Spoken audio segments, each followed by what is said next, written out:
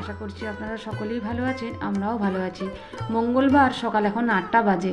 ছেলে এখানে একরাশ মনে আনন্দ নিয়ে পড়তে বসেছে, আর মেয়েও একটা রুমে তাই। ক্যামেরাটা নিয়ে ছেলের সামনে এলাম বলে যাই হোক হাসি মুখটা একটুখানি দেখতে পেলাম। ছেলেকে আর মেয়েকে দুটো রুমে পড়তে বসিয়েছি, কারণ একটা রুমে যদি বসাই দুই ভাই বোনে সারাদিন যতটা ঝগড়া করে পড়তে বসে ঠিক ততটাই গল্প করবে। সারাদিন যতই দুই ভাই বোনে বাদানুবাদ থাকুক না কেন, পড়তে বসে ভাই বোনে কিন্তু ভাব হবে, আর ভাব হওয়া মানে গল্পের শেষ নেই। মেয়ের রুমে এলাম তো ছেলেও সঙ্গে সঙ্গে চলে এলো দিদির কাছে গল্প করার জন্য। আমি আজকে সকালবেলা পড়তে বসাইনি, কারণ আজকে আমার কাজ আছে। সন্ধেবেলা বাপের বাড়ি যাব, সেই জন্য সকাল করে কাজগুলো গুছিয়ে নেব। এখানে অনেকটা বাসি দুধ বেঁচে গেছে, সেই জন্য একটা জায়গাতে আমি বাসি দুধটা বসিয়ে দিয়েছি, আর একটাতে ছানা হবে, সেই জন্য বাবার টাটকা দুধটা বসিয়ে দিয়েছি। ছানার জলটা কয়েকদিন ধরে রাখা হচ্ছে না, সেই জন্য ফিটকিরি দিয়ে এই ছানাটা কাটিয়ে নেব। একবারে বেশি দিয়ে দিলে তেতো হয়ে যেতে পারে, সেই জন্য একটুখানি করে দিচ্ছি, আর দেখছি ছানাটা কাটছে কিনা। কিছুক্ষণ এভাবে ঘোরানোর পরেই দেখলাম ছানাটা বেশ সুন্দর কেটে গেল, আর জলটা একদম পরিষ্কার সবুজ হয়ে বেরিয়ে গেল। তখন আমি একটুখানি ফুটিয়ে নিয়ে গ্যাসটা বন্ধ করে দিলাম। Hello everyone, welcome back to my channel. আশা করছি আপনারা সকলেই ভালো আছেন, আমরাও ভালো আছি। মঙ্গলবার সকাল এখন 8টা বাজে। এই যে সকাল করে ছেলে একরাশ মনে আনন্দ নিয়ে পড়তে বসেছে। মুখটা সকাল থেকে কি সুন্দর হাসি খুশি হয়ে আছে একবার দেখুন। যাই হোক, ক্যামেরাটা নিয়ে এলাম বলে একটুখানি মুখটায় হাসি ফুটলো। দুই ভাই বোনকে দুটো রুমে পড়তে বসিয়েছি, কারণ একটা রুমে বসলে দুই ভাই বোনে এত গল্প করে সে আর বলার নয়। মানে সারা দিন যতটা ঝগড়া করে পড়তে বসে ঠিক ততটাই গল্প করে দুজনে। তো সেই জন্য দুজনকে দুটো রুমে পড়তে বসিয়েছি। তবে আমি আজকে পড়তে বসানোর সময় পাইনি, কারণ আজকে আমার একটুখানি কাজের চাপ আছে।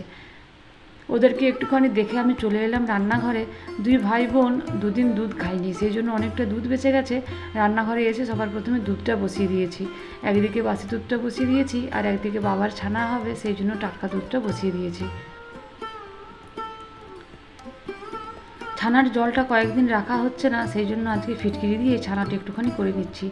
একবারে বেশি দিয়ে দিলে ছানাটা কষা হয়ে যাবে, সেই জন্য একটুখানি করে দিচ্ছি, আর দেখছি ছানাটা কেটেছে কি না। খালি আজকে রান্না হয়েছে সেটা একটু বলে নিই। আজকে হয়েছে ওই যে আলু, ফুলকপি, বেগুন সব কিছু দিয়ে একটা তরকারি, এঁচোড়ের তরকারি। আর ওদের দুই ভাই বোনের জন্য শুধু ডিম ভেজেছি, আমাদের ডিম আজকে আর ভাজিনি। আর হয়েছে ডাল, আর হয়েছে পাট শাকের ঝোল। পাট শাকের ঝোলই বলবো, কারণ পাট শাকটাকে একদম পাতলা করে করা হয়, সেই জন্য আমরা ওটাকে পাট শাকের ঝোল বলি। তারপর যখন একদম শুকনো শুকনো করবো পরে, তখন ওটাকে পাট শাক ভাজা বলবো। এখন হচ্ছে পাট শাকের ঝোল। রান্নাটা কমপ্লিট করে নিয়ে রান্নাঘরটা ভালো করে ধুয়ে মুছে পরিষ্কার করে নিয়ে ছানাটা জল ঝরাতে দিয়ে দিচ্ছি। ছানাটা তো রান্নার আগে করেছি, সেই জন্য ছানাটা একদম ভালোভাবে ঠান্ডা হয়ে গেছে। এবার একটা পাতলা কাপড়ের মধ্যে আমি ছানাটা ছেঁকে নিচ্ছি।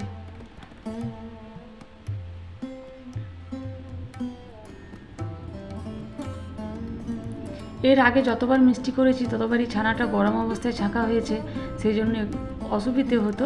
কিন্তু এবারে ছানাটা একদম ঠান্ডা, সেই জন্য একটুখানিও কষ্ট হচ্ছে না, একদম ঠান্ডা। সেই জন্য এবার ছানাটা ভালো করে ছেঁকে নিয়ে এবারের জলটা আমি চেপে চেপে বার করে দিচ্ছি। ছানার জলটা ভালো করে ঝরিয়ে নিয়ে আমি একটু ময়দা আর একটু খাবার সোডা দিয়ে ভালো করে মেখে নিয়েছি। পুরো রেসিপিটা শেয়ার করা হলো না, কারণ তাতে ভিডিওটা অনেকটা বড় হয়ে যেত। পরে কোনো দিন আরও একদিন ভিডিওটা ভালো করে শেয়ার করব। যদিও পান্তুয়ার ভিডিও আমার এই চ্যানেলে দেওয়া আছে আগে, তবু না হয় পরে আর একদিন শেয়ার করব। তবে আজকে অনেকটা আমার দেরি হয়ে যাচ্ছিলো, আর কাজেরও অনেক তাড়া ছিল, আর ভিডিওটাও অনেকটা বড় হয়ে যাবে, সেই জন্য আজকে আর শেয়ার করা হলো না। একদিকে আমি চিনির রসটা করে নিলাম। দু কাপ জল আর 2 কাপ চিনি দিয়ে আমি চিনির রসটা বানিয়েছি। আর এখানে একদম ঠান্ডা তেলে আমি মিষ্টিগুলো ছেড়ে দিয়েছিলাম। তারপর আস্তে আস্তে তেলটা আমি গরম করেছি। তেলটা যদি বেশি গরম হয়ে যায় তখন মিষ্টিটা ফেটে যায়, এবং মিষ্টিটা ফেটে গেলে তখন আর সেটার মধ্যে রস ঢোকে না। সেই জন্য তেলটা গরম হওয়ার আগেই মিষ্টিগুলো তেলের মধ্যে ছেড়ে দিতে হয়। রসটা আমি ভালো করে ঠান্ডা করে নিচ্ছি হাতা দিয়ে নাড়াচাড়া করে। আর এদিকে মিষ্টিগুলো প্রায় ভাজা হয়ে গেছে। গরম রসের সঙ্গে গরম মিষ্টিটা দিলে একদমই রস ঢুকবে না, সেই জন্য মিষ্টির রসটা একটুখানি ঠান্ডা করে নিলাম। এবার হালকা গরম রসটার মধ্যে আমি একদম গরম মিষ্টিগুলো আমি দিয়ে দিচ্ছি। তারপর হাতা দিয়ে একটুখানি নাড়াচাড়া করে আমি থালাটা ঢাকা দিয়ে দেবো।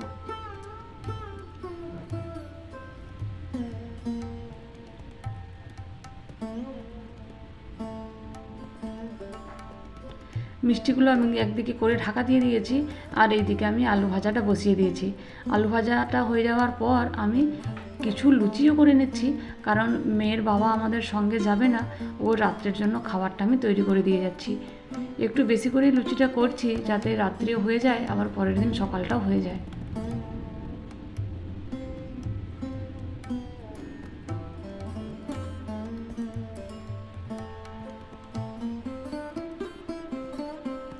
অনেকগুলো লুচি আমি করেছি, 10টা করে একসঙ্গে বেলে নিচ্ছিলাম, তারপর 10টা করে একসঙ্গে ভাজছিলাম।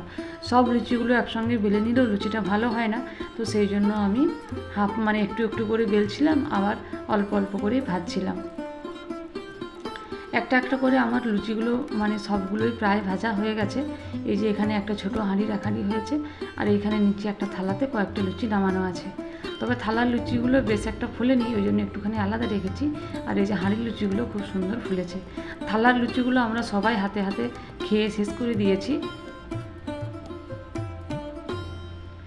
লুচি টুচি সব কিছু করে নিয়ে আমি চলে এসেছি ওপর তলায় জামা কাপড় বাগানোর জন্য। আমার এখনও অবধি ব্যাগ বাগানো হয়নি। এদিকে 7টার সময় বাস, আর এখন 6টা বেজে গেছে, কিন্তু আমার এখনও অবধি ব্যাগটাই গোছানো হয়নি। তারপর নিজেদের রেডি হওয়া আছে। তো আমি জানতামই যে আমি সব কাজ সেরে ওপরে চলে যাব, আর একবারে ব্যাগটা গুছিয়ে নিয়ে রেডি হয়ে নেমে পড়ব।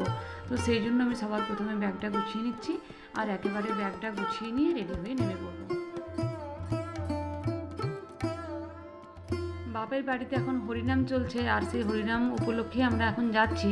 আর হরিনামের শেষের দিনে যেহেতু ধুলোটের দিনে যেহেতু রং খেলার একটা ব্যাপার থাকে, সেই জন্য নতুন জামা কাপড়ের সঙ্গে কিছু পুরানো জামা কাপড়ও নিতে হচ্ছে। 3জনের 3 সেট তো নিতেই হচ্ছে, তা না হলে আবার ভালো জামাগুলোতে রং লেগে গেলে নষ্ট হয়ে যাবে। এই যে আমরা মোটামুটি রেডি হয়ে গেছি, ছেলে রেডি হয়ে গেছে, আমি রেডি হয়ে গেছি, আর মেয়েও রেডি হয়ে গেছে, তবে ওকে দেখানো হলো না। যেহেতু বাপের বাড়িতে একটা উৎসব আছে, সেই জন্য হালকা করে আমি একটু লিপস্টিক লাগিয়ে নিচ্ছি। অন্য সময় যদিও লাগাই না। এবার ওপর থেকে রেডি হয়ে আমরা নিচে নেমে রান্নাঘরে চলে এসেছি। আর এদিকে মিষ্টিগুলো বেশ সুন্দর রস ঢুকে ফুলো ফুলো হয়ে গেছে। মিষ্টি অনেকগুলো হয়েছিল, কিন্তু প্রথমবারের মিষ্টিগুলো হয়ে যাওয়ার পর যখন দ্বিতীয়বার তেলের মিষ্টিগুলো ছেড়েছিলাম, তেলটা একটু বেশি গরম ছিল, আর মিষ্টিগুলো ফেটে গিয়েছিল। প্রায় 6টার মতো মিষ্টি ওই রকম ফেটে গিয়েছিল, তারপর সেগুলোতে আর রস ঢোকেনি।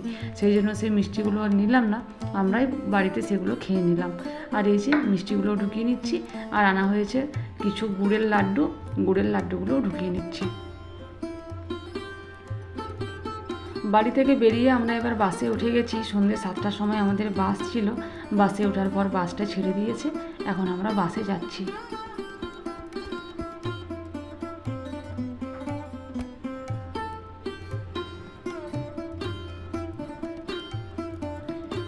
এবার আমরা বাস থেকে নেমে পড়েছি, আর বাস স্ট্যান্ডে আমার কাকু দাঁড়িয়েছিল টোটো নিয়ে। যেহেতু আমরা 3জন ছিলাম, আমার কাকু নিয়ে 4জন, তাই বেশ খানিকটা জায়গা টোটোর মধ্যে ফাঁকা ছিল। কাকু সেই জন্য কাকুর দোকানের কিছু মাল টোটোর মধ্যে তুলে নিয়েছে।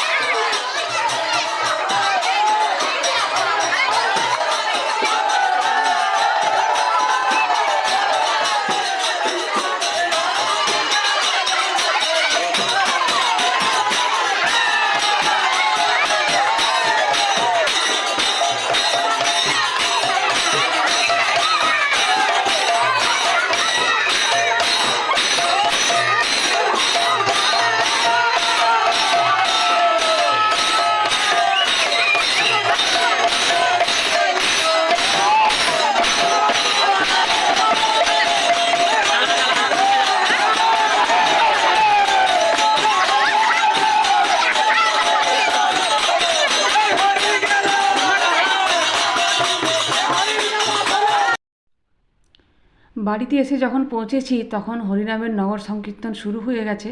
সবাই বেরিয়েছে হরিনামের দলের সঙ্গে, আর সবাই এভাবেই আনন্দ করছে। এখন হরিবোল হচ্ছে, আমি এখন যাব। চলুন যাওয়া যাক।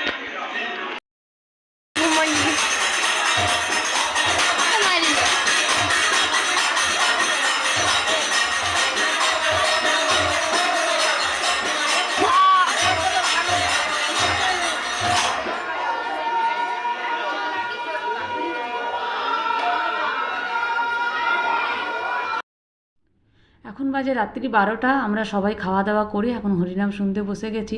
দেখি এখন কতক্ষণ শোনা হয় না হয়। ভিডিওটাও আমি আজকের মতো এখানেই শেষ করলাম। সকলে ভালো থাকবেন, সুস্থ থাকবেন, সাবধানে থাকবেন। দেখা হবে পরের একটি ভিডিও।